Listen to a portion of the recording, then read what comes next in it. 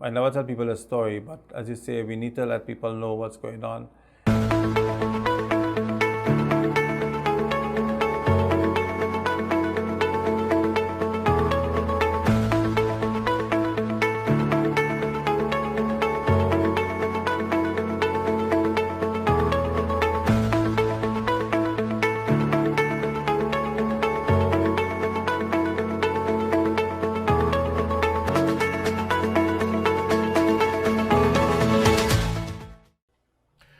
From the Errol Fabian studio here in Marabella, Fuzz Events and Entertainment Limited welcomes you to episode 11 of the show that is Trini Inspiration, playing on Facebook and on YouTube on the Fuzz Events and Entertainment Limited channels, with bonus content as well also posted on Instagram. Today, we welcome you to a story that is 3 generations in the making, a story that continues to inspire people, not just in Trinidad and Tobago, but dare I say even more so, visitors from all around the world when they come to TNT.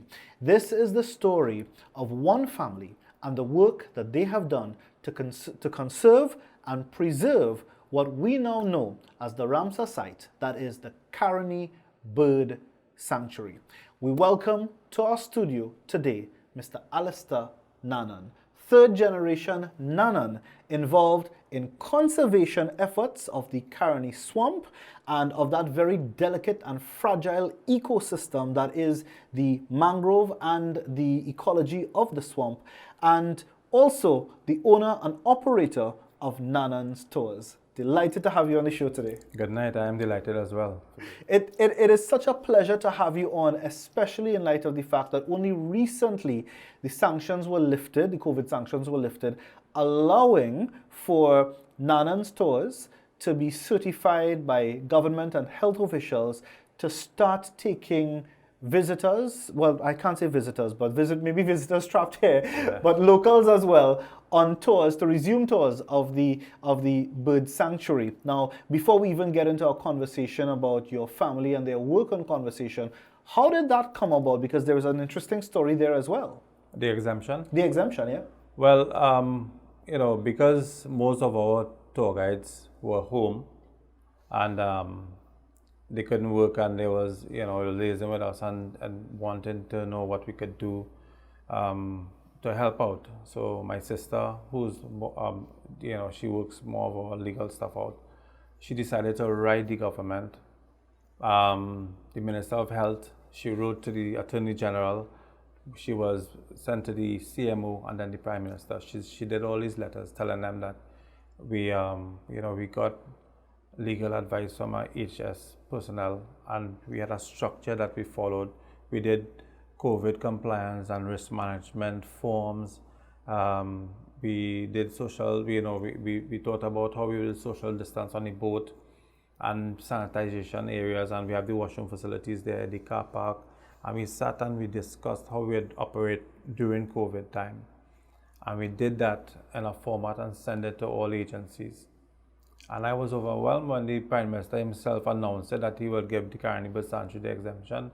So it is that he read our letters, and he saw that we could handle it, and we tried it, and it works well. Now we have contact information of everybody that visits the swamp, and that now will go back to the CMO.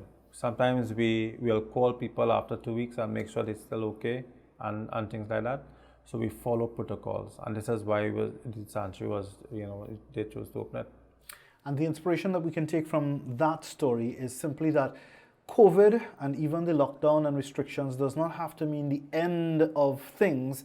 And it also doesn't have to mean that you sit idly by, twiddle your thumbs, and wait until restrictions are lifted, just like Nanans did, and so too you can as well. Maybe start thinking outside of the box and start finding innovative ways to suggest, because our authorities and those tasked with taking care of the national health, they could very well just as well be overwhelmed or have their hands filled and may not have the wherewithal and the specific knowledge to be able to come into your field, your industry, and come up with a protocol or a system to be followed. but maybe you could put it together. Maybe you could suggest it to them. Maybe you could take the same route, and if your industry was not on the front burner to be reopened sometime soon, if you take this proactive approach, which is our first bit of inspiration derived from Mr. Nanan today, if you take this proactive approach, that could very well be your industry reopening soon as well. I know that's a hot topic, but just wanted to put that out. Alister, one of the other things that I really wanted to chat with you about, and I feel that really deserves national attention, is the history of your family's involvement in the Caroni Swamp, not as tour operators, but as conservationists. This is probably something that many people don't know. Maybe when they hear the bird sanctuary has been renamed to the Winston Nanan Caroni Swamp Bird Sanctuary, it might trigger something. They might be like, oh, maybe they named it after this very prolific tour operator. But that wasn't the case. Your family has been actively involved in conservation, and it could be said that your family, 3 generations of them, are largely responsible for what remains of the Caroni Swamp and that very delicate and fragile ecosystem. This began with your grandfather. Tell us about the story and the beginning of conservation efforts to save the Caroni Swamp and the scarlet ibis. Right. So Fazeer, this all started up, my grandfather being from Bokal, which is in the Charleville area there, around there. So he used to work in the rice and sugarcane industry. And for extra money to take care of his family, he used to go into the swamp to catch fish and hunt as well, because those days you could hunt in the swamp. But while hunting in there, and he saw what was going on and how people were just shooting out all the birds and everything, idea struck, and he decided to educate people on conservation. Most of his clients to the swamp on weekends would be the rich French Creole families and the British aristocrats, and they would go with them and take their families to the swamp. And the idea, of him getting this petition going is when it started. He would allow these influential people those days to sign this petition. And when he had over 200 signatures, he went to the Ministry of Agriculture with it. And because of his petition, that area became a national park in 1948. So it took some time before it actually became a national park. So the first step was for it to become a national park. Yeah. But a national park meant that the area itself was recognized as an area of significant importance to ecology and to Trinidad and Tobago. But that did not mean that the birds were safe. Right, exactly. So but he was monitoring the birds, and so his son, my father, Winston Nanan, was about 11, 12 years old at that time. And he was brought out of school to help his father in a business that was growing. People were flocking in to see the scarlet ibis in their roosting areas, right? And that business was growing. So, but what was going on, because my father was so ashamed of, when he couldn't answer questions, he decided to educate himself, right? And around that time, my grandfather, he gained a lot of enemies being the advocate for the swamp and the protector of the swamp. He was called the king of the swamp, my grandfather, Simon Oudit Nanan. And he was actually made a game warden as well. So he would have his firearm in there and he would do patrols and stuff like that. Because the area became a park and he was not supposed to be hunting in there. He gained a lot of enemies, and I never tell people the story, but as you say, we need to let people know what's going on. He was beaten up one day, and after that, he eventually died that same week. The revenge my father took was to educate himself and make sure that his dad's legacy was carried on. And this is exactly what he did. My father documented every single species in the swamp, and he built his own database. And he became a self-taught ornithologist and wildlife photographer. Some of his work went into the Holy Grail of magazine, which is the National Geographic, in 1956, and the centerfold. And this is when the entire world wanted to come and see Winston Nanan and the Caroni Swamp. So while my grandfather did his part with that vision, he had to start this stock company. Winston Nanan is the person that put it out to the world, Trinidad and then the world. He didn't stop with the National Geographic. He went into the Smithsonian magazine That's another big museum magazine out there in UK. And then at a very tender age, he had some of his own illustrations in the Encyclopedia for North American Birds. Right? So my father himself educated himself well. And people used to think that he was a walking encyclopedia. The vast of knowledge he had of the swamp. He was considered to be the authority of wetlands. And people from all over the world would look at him and know that what he's talking about is from his patience and what he learned of the Caroni Swamp. In terms of conservation, my father, he used to, well, all of us, he got all his children involved in this, right? My father shows special, he always tell us how to operate and how to move around animals and how to be like him. All right. Winston himself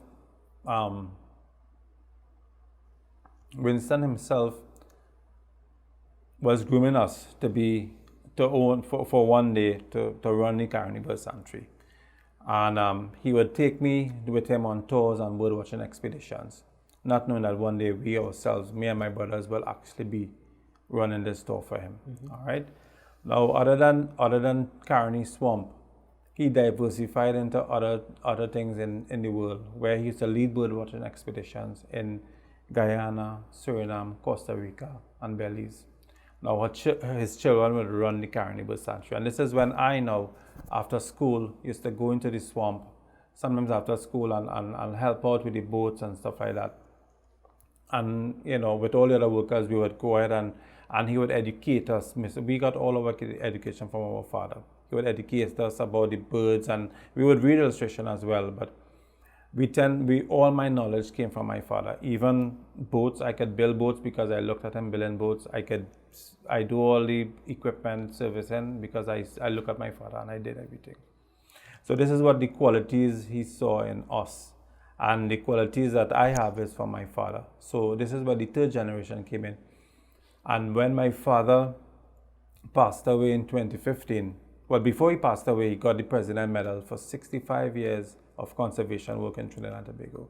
And I heard an interview, and this really touched my heart, when he was telling the person who was interviewing him, he said that, for my 60 plus years in Trinidad, all I wanted to do is educate people to respect the environment and wildlife, so everything will coexist together.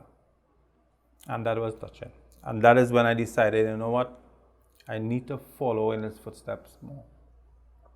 And I was really disappointed when my father, this is the next thing that I really respected him for this.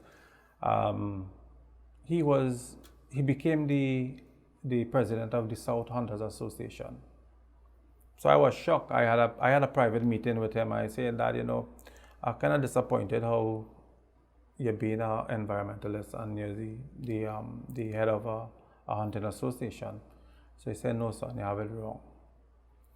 And he had a holistic approach of this whole thing. And here's what he told me, and I could never forget. He said, if I get the poachers to join this hunting association, and they wouldn't do the wrong thing, and they will do the right thing, because in an association, you have to go along with the association rules. And you could hunt only when in season, and hunt the birds and animals that only can be hunted. And then I realized the height that he was coming from in being the president of the association. And this is when I kept following my father closely, because I know that whatever he had passion for it, and it came from his heart, just as his father started it. And he advocated for wildlife in the Caroni Swamp all his life until he died. He was lecturing people on conservation and preservation and how everything could coexist together. And one of his main mottos was, fix your backyard first before you go out and fix the world. That was one of his saying. And I walk in that footstep.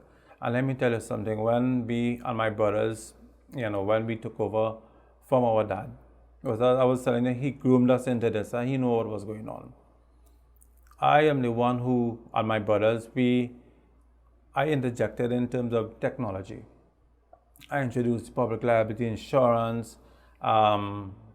I did all these things with Facebook and Google and, things that you'll get more young folks involved. So what we tend to do is we educate people on same conservation and preservation, if it's schools or universities or even people who come to our tour. You teach them that these things are important and they will respect it. And then they would go out and tell their families and all that. What we started doing also is I choose who we train to be our guides. I choose them from communities close to the swamp who's actually involved in hunting of the birds. That is an idea that my father thought of.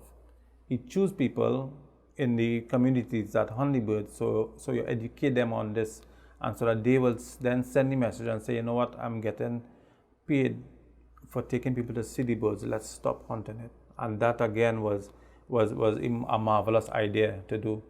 So now we have people in the community that work for us, and they actually telling their friends and their families, stop hunting the birds because I'm making a living out of it. Now, I think that most Trinidadians would be well aware of the fact that even though the scarlet ibis was the national bird and still is the national bird of Trinidad, that despite that title, they were still being hunted for their feathers, for carnival in particular, right? For the beads and the to make the masquerade outfits and that sort of stuff.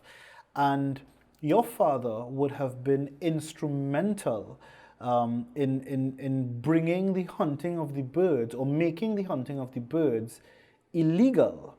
Tell us a little bit about that journey and how easy or difficult that was for your father and what it would have entailed because now we take it for granted that hunting of the birds is illegal. This is a national bird, you can't hunt it, that makes perfect sense. Right. But once upon a time, it wasn't so sensible. Your father is single-handedly the person who was instrumental in bringing that about. So what had happened is that in the 40s, in 1948, when the area became a national park, the birds were protected in there. But what was going on, after a couple of years moved by, people realized, you know what, we could still hunt the birds, but outside of the park. So that's what happened. And then the forestry division, the game wardens, they would patrol, yes, but then people would hunt them at night and early morning when they're roosting. And that was going on. This is when the awareness became more and more. When my father, he started, advocating for the bird to be the national bird. This is when it happened. And he and his father. And like remember when the scarlet ibis became a national bird, the family was joyous over that. Mm-hmm. And that was in 1962 when they chose it to be to represent Trinidad. It's on our logo and stuff like that. But my grandfather, now he passed away 6 years after that. All right. And then after that, now as years went by, people started hunting again. So all the work that my father had to do was to keep assuring people that to don't hunt this bird. And he was calling for this bird to be an environmental species way before 2018. All his life work was calling for this bird to be protected. He was part of the committee that made the Caroni Swamp a Ramsar site. And Ramsar site means a wetlands of international importance. So we thought about gain interest there. But apparently, all these policies and everything was put in place, but no action. The patrolling is what they lacked doing. Because people were still finding ways to hunt the birds. We heard of rumors of people hunting them, and restaurants have special orders and stuff like that. So the exotic meat, the scarlet ibis, was getting very, very popular. Mm-hmm. And he was trying his best to get them to stop that. He died in the process because my father died at the age of 74, and the flamingos popped up on the same week that he died. And I tell myself, babe, I wish Daddy was around to see this, because this would mean that a migratory bird is in Caroni Swamp now. And this is what he always wanted. He always wanted the swamp safe and free for all species to come without being hunted out. But when that happened, the birds themselves, the flamingos, they started hunting out the flamingos as well. And this is when myself and a couple of my friends, we did a Facebook video. And we put it out on Facebook, telling people to stop hunting the flamingos. And we try to link the food that they're eating to be contaminated. We try something. And I think the Minister of Agriculture picked up on that, and we had a meeting with him, and he was, well, not with him, but with the Forestry Division. And we say that the birds need to be protected, the flamingos. And this is one of my calls to the area is a Ramsar site. It's a, wetlands of international importance. And if we have migratory birds visiting, they should be protected too. Although they're not, whether or not, they need to be protected.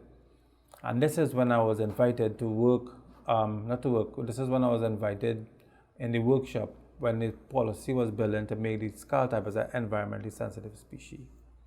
What we suggested was higher fines will deter anybody away from hunting the bird. So this is what my father was calling for, higher fines and more penalties and visual patrolling and stuff like that, day and night. And what I forgot to mention is he formed a trust, Caroni Scientific Trust, and the trust was to overlook the swamp, overlook the whereabouts of the birds, and to do data collection and banding of birds, and even the protection of the skull type. This is how far he went when this trust was born. This was one of his ideas, and this is what we remember. And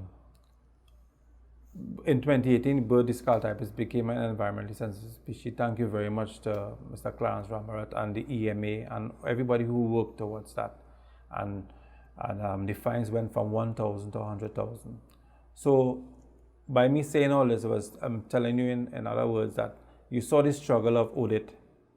You saw Winston and all the great work that he did in terms of marketing the swamp and the Caroni Swamp and the birds. And you see that, they kept on advocating for the birds to be protected, and then the same thing happened with us when we continue in the work for the birds to be protected. And still up to now, we educate people and we tell them that what's going on in the situation and what we need to do to make sure the birds remain alive. Yes, it's happening. The numbers are increasing. The birds are nesting here comfortably. I think we have numbers well over 35,000 birds in Caroni Swamp. And in one area, you could have about 15,000 birds roosting in one area. I think you saw the reverse of our afternoon tour when we see them leave the islands on morning. You was part of that. Yeah. So it just goes to show that you continue in that family legacy, because you had, firstly, 3 generations ago, the conservation efforts towards safeguarding the swamp. A generation later, the work would have really come full circle towards safeguarding the scarlet ibis, which was then cemented by your generation. But now your fight is also not just for the scarlet ibis and the swamp, but for all of the other species, including the migratory species that are now calling the Caroni Swamp their home. And being able to go to the Caroni Swamp, as I have been an avid visitor to the swamp over the years. I'll tell you a little story, which I was sharing with Alister off camera. I was that guy growing up who always believed that when I had to go out on a date with a girl, that I needed to be different. This whole thing about movies and dinner and thing, I wasn't about that lifestyle. I have gone on more than one, I don't want to say many, on more than one first dates at the Caroni Swamp. I guarantee you, I'm not sure if it would have always been well received by the young lady in question, but I guarantee you, I'll be remembered for a long time to come. Anyways, I digress. But that is a good idea, because we have a lot of people, they propose in the swamp, eh? And yeah. I had a couple that proposed there, and they came back and we did a beautiful wedding for them in the swamp. Yeah, the possibilities really are limitless, but what I was really trying to get at is that, I have been going to the swamp for years on ends now, and every year, maybe once or twice a year, I'll visit the swamp with Nanans.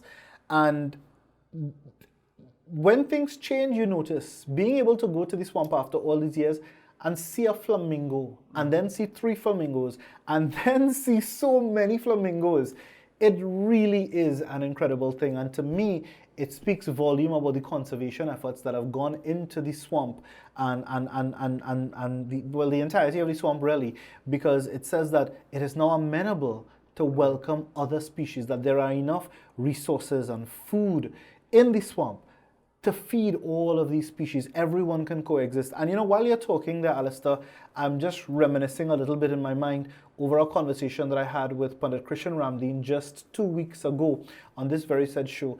And one of the things that Pandit Ramdeen spoke about was the importance of man being in equilibrium with his environment.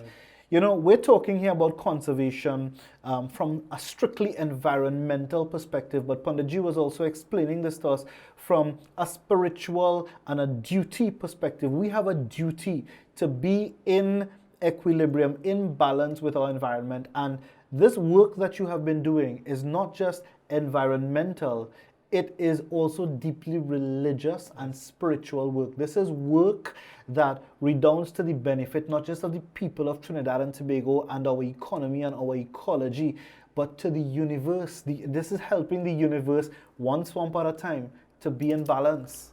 You're very correct about that. And just yesterday I had an interview with One Prime. It's an environmental company.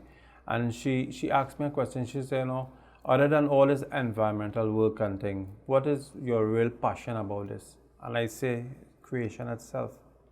You have to respect, you see, and you said the same thing, you have to respect creation. You have to understand that the Almighty put this out here for us.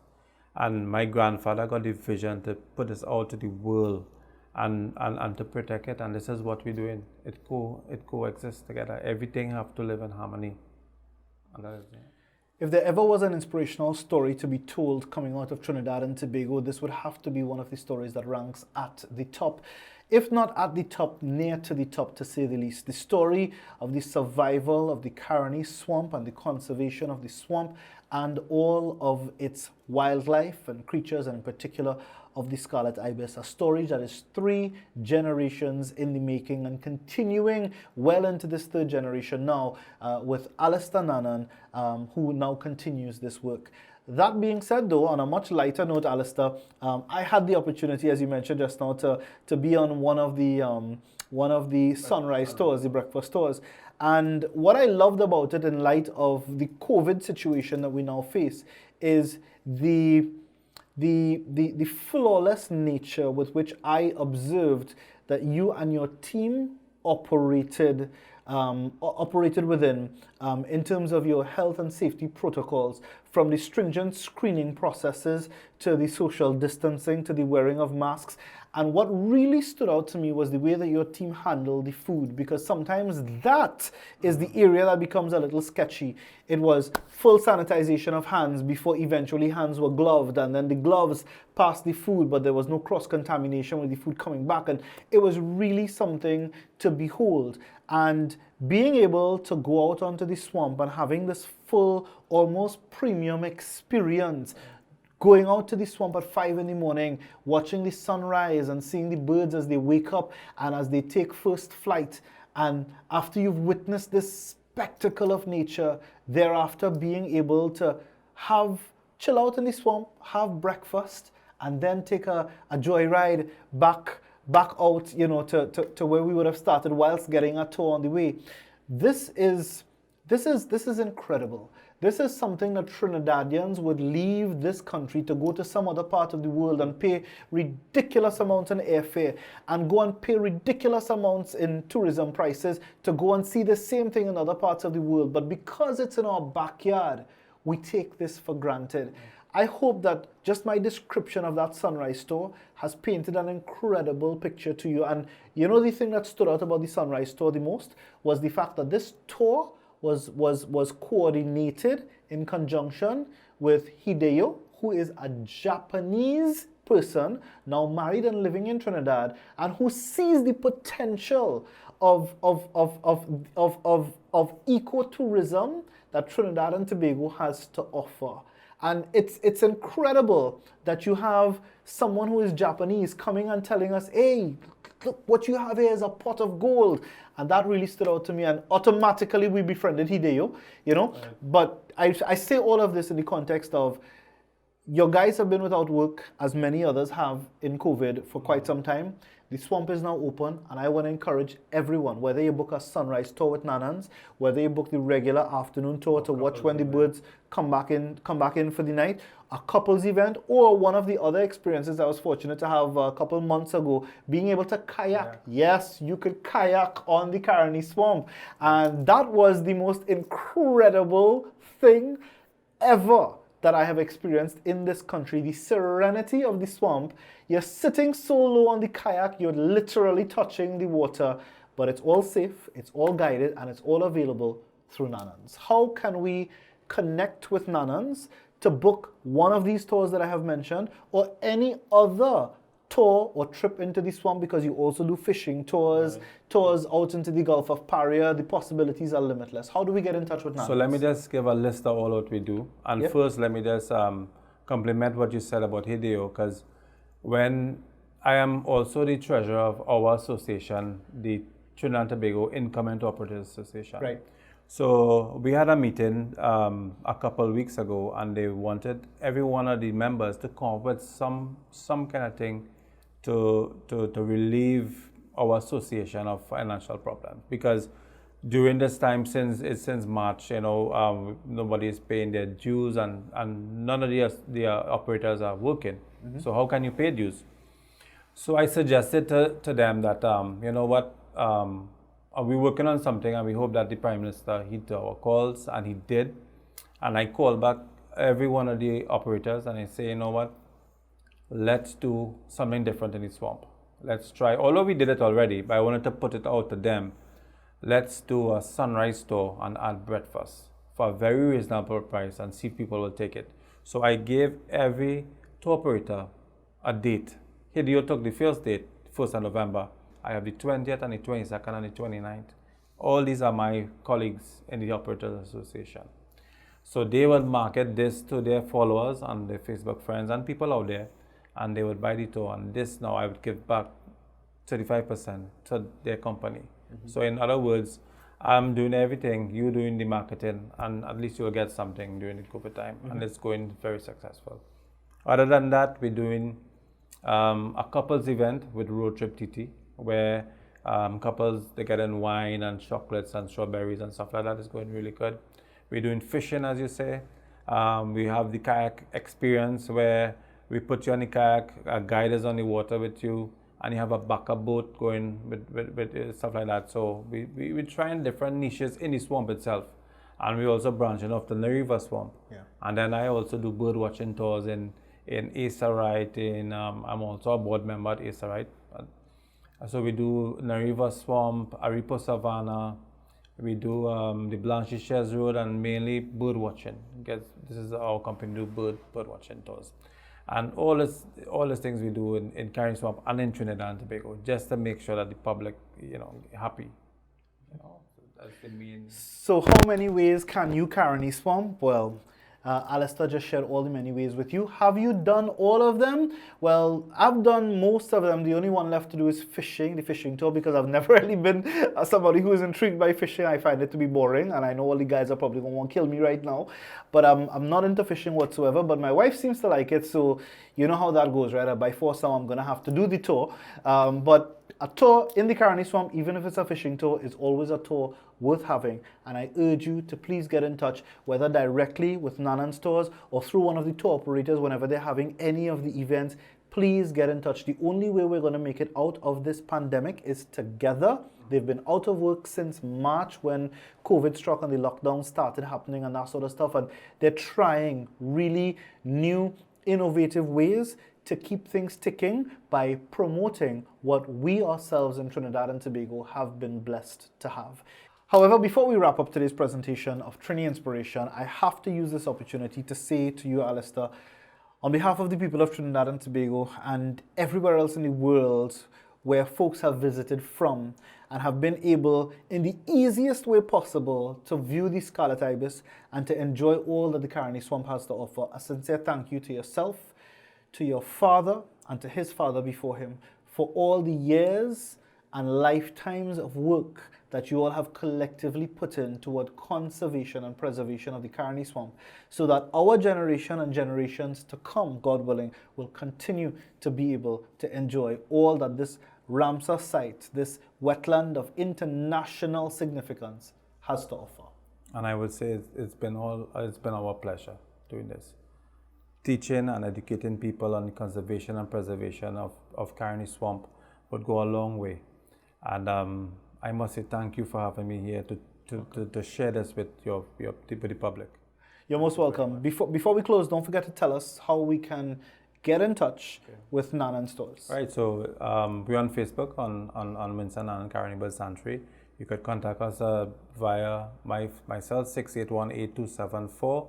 The office number is 645-1305. You could even Google up Nanan Tours and make an online booking. Send us your needs and we will create an experience for you, whether it's fishing, kayaking, bird watching in Caroni Swamp, or bird watching anywhere else in Trinidad and Tobago. We will create an event for you. We could add the sunrise as well, or we could add the sunrise or even dinner on the sunset. Anything you want, we'll do it. We have to come up with different ways and ideas to make the same thing work. So I'm telling you in advance that I'm coming to do the fishing tour. Right. I'm also coming to do a sunset with dinner. Right. And I'm also going to come and take you up on that offer to do something in the River Swamp, because I've only just started to venture into what Kush Kush and Lena River, and Lena River Swamp has to offer. We'll talk about that another day and another time. But for now, thank you again to you and all who have preceded you and all who have worked, because it's not just yourself and your father and his father, but your families altogether would have been involved. This is 3 generations of families. And we're prepping the 4th generation. And prepping the 4th generation, who, God willing, will have the chance to meet in not too long a time from now. Alister, thank you very much for joining us on today's edition of the show. Good luck with all of the work that is still left to be done. I hope the challenges are easy to overcome. I hope that Trinidad and Tobago continues to appreciate and is grateful for the work that yourself and your family continues to do for the Caroni Swamp and for the people of Trinidad and Tobago, our unique ecology and our ecotourism product that Trinidad and Tobago has to offer. And thanks for accepting the invitation again to be on the show. You're welcome, and I tell you, the work has just begun. Work has just begun. A lot more to do. Yeah. A lot more to do, but by God's will and grace, it will get done. Thank you sincerely for joining us on today's edition of Trini Inspiration. Please, please, please, please show some love and appreciation for this episode, not even by clicking like, sharing, or subscribing, but please do like, share, and subscribe, but by calling Nanans to book your Caroni Swamp tour today. Till next week, God willing. Bye-bye for now. God bless.